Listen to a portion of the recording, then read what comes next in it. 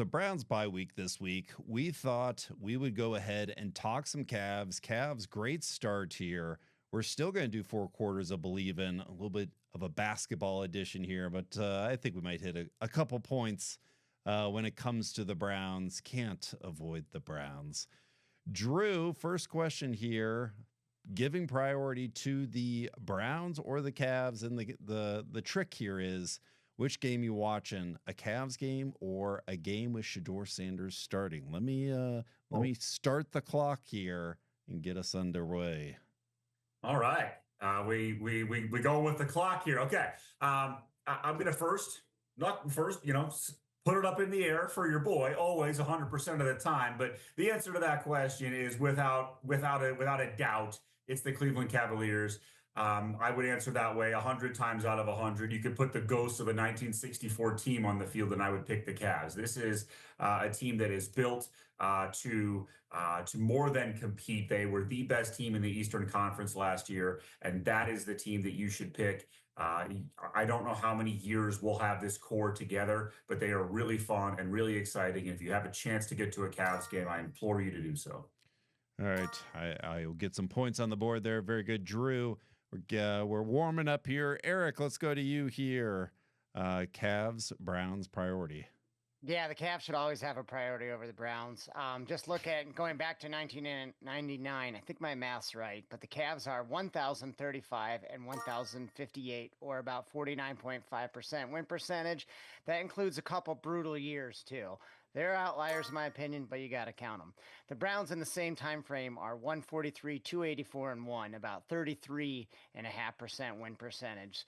Cavs have also had multiple deep playoff runs, 5 trips to the finals, and most importantly, a championship since 1964. They are the better franchise, they are the better team currently, and they're the more entertaining brand of sports right now for Cleveland.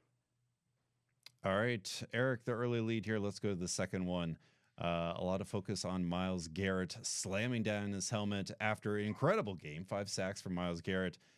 Donovan Mitchell, great start from him too. Who is the better MVP candidate within their respective league? Eric, let's go to you first here.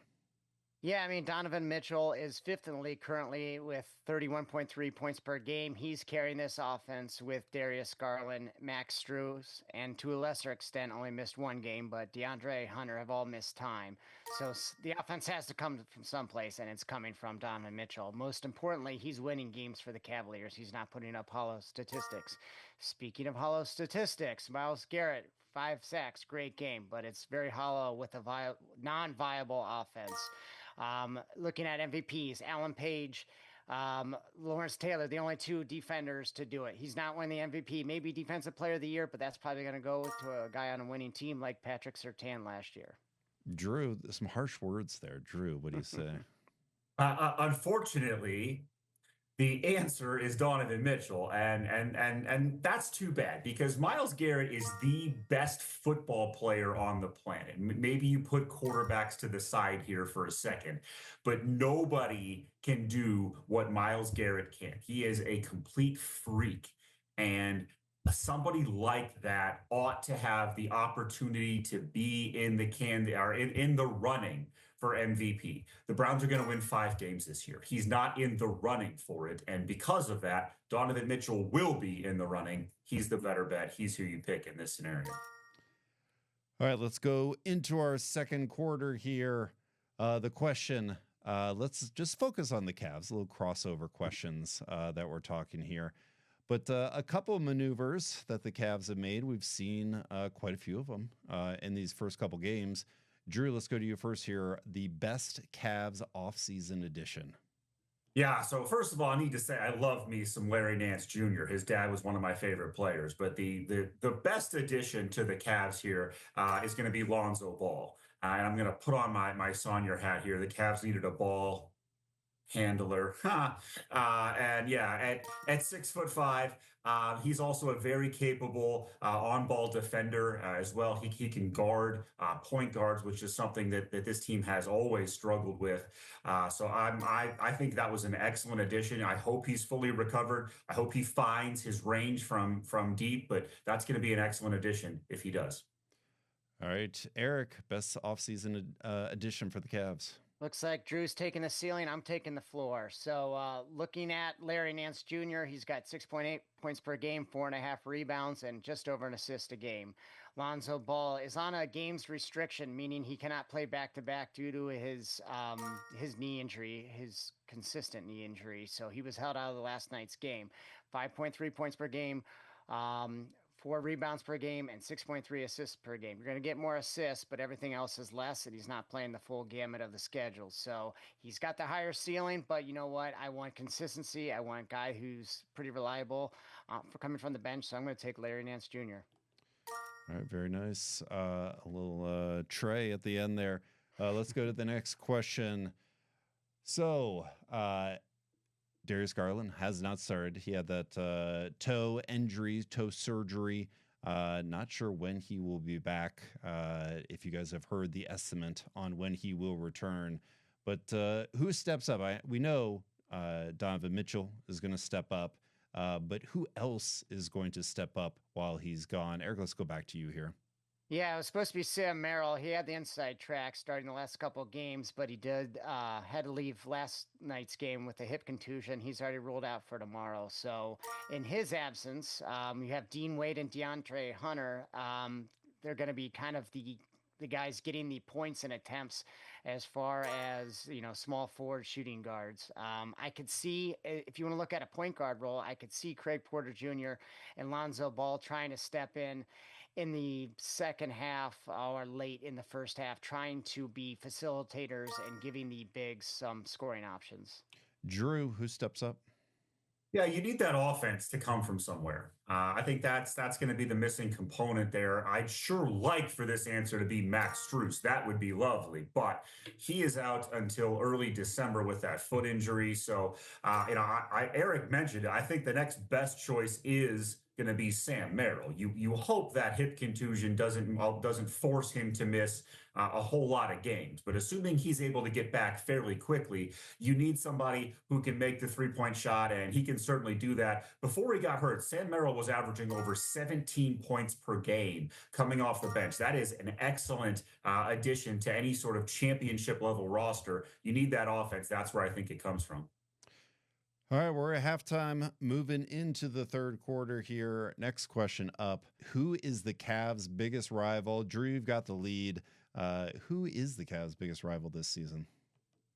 Their biggest rival, I will contend, will forever be the Golden State Warriors. I think that is fairly cemented. That's the only team I can look at, and I actively root for them to lose every single game. When Jason Tatum is playing, I also feel the exact same way about the Boston Celtics. But if I'm looking at this like who do I think has the best chance to win the Eastern Conference over the Cavs this season? In that instance, I'm going to take the New York Knicks. They do have the victory over the Cavs already. Excellent rebounding team, real strong defensively. Difficult team to play. So if the question is who do I think is going to rival them to win the East, I think it's the New York Knicks. Who do I root against every single time? The Golden State Warriors. Eric, who is the Cavs' biggest rival? Yeah, it's similar response to Drew, but I'm looking at currently it's the New York Knicks. They have the second best odds right now at plus 370 to win the East, Cavs being first at plus 210. They've also dealt with their injuries, Karl Anthony Towns, Mitchell Robinson, and they're still working in their new system with Mike Brown. So we have that two-time head coach rivalry going. They have the depth, they have the talent, and they've had the experience. So they were one step away from the finals last year. So they're a good team, and a team that I would say most people don't like New York teams. So if the Cavs can, somehow match up against New York and get that win, that would be something for Cleveland's and most of America's happiness. So going with the Knicks. Agreed on that one. Let's go on to the next one here. I don't know if we could pinpoint what the reason why the Cavs ultimately lost in the playoffs, maybe a little bit of scoring depth. We have some injuries. That was an issue as well.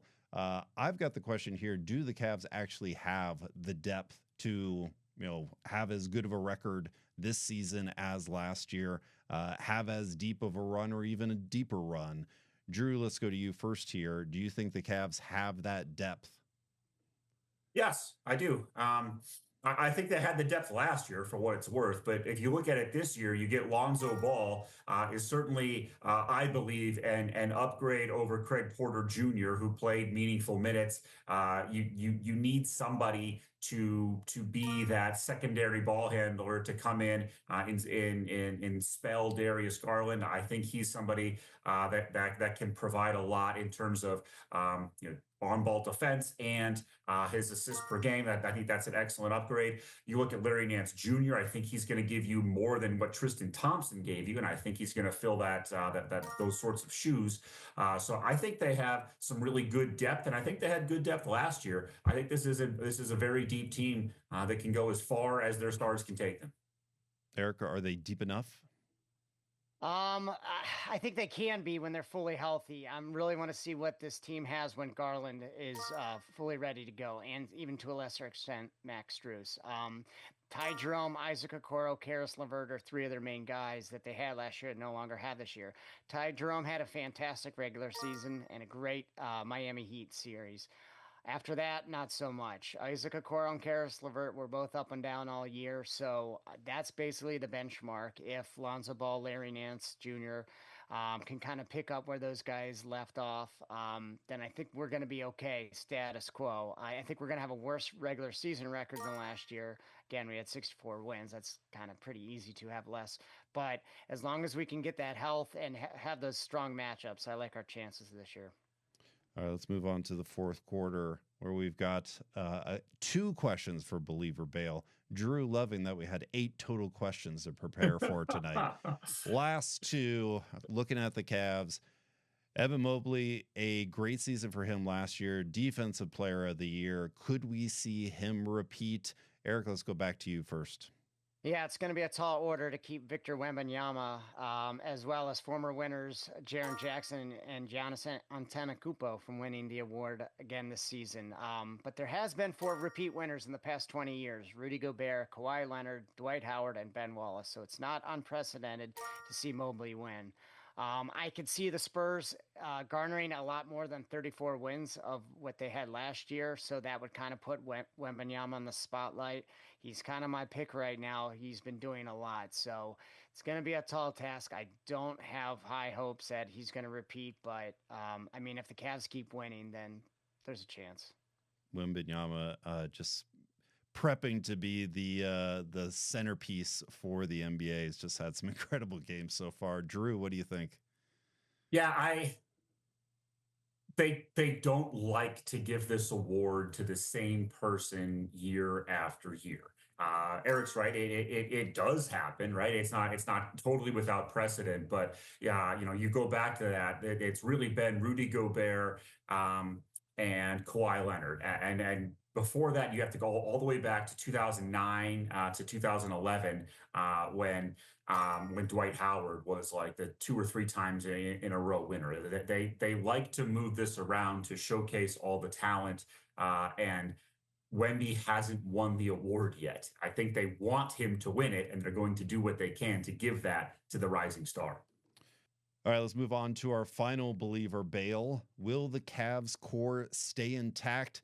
That's the center 4, Jared Allen, Donovan Mitchell, Darius Garland, as well as Evan Mobley.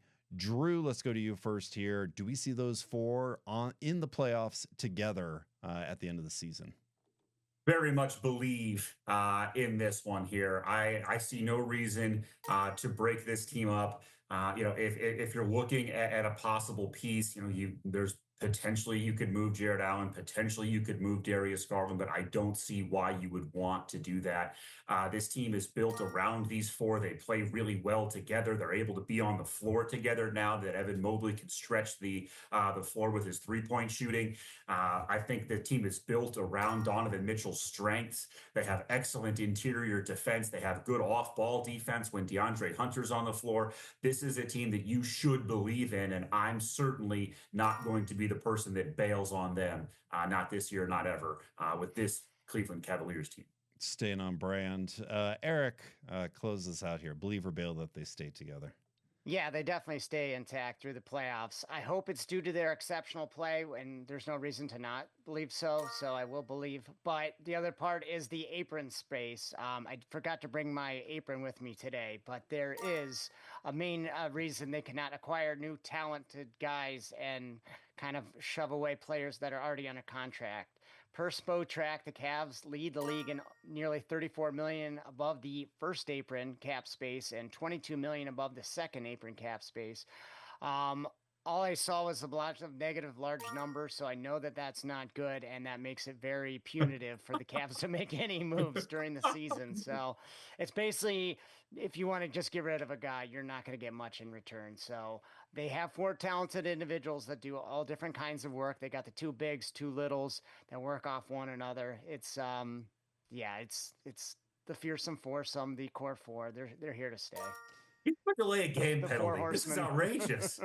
Hey, you bring apron into this. You bring apron. I think He you would have deserve worn the apron. to win. Eric, you are the winner today. Do you have a headline for the first part of this season, first month? Move over, Stanley. The Cavaliers are ready to take control of the cup. Beautiful. Starts on Friday. Nice.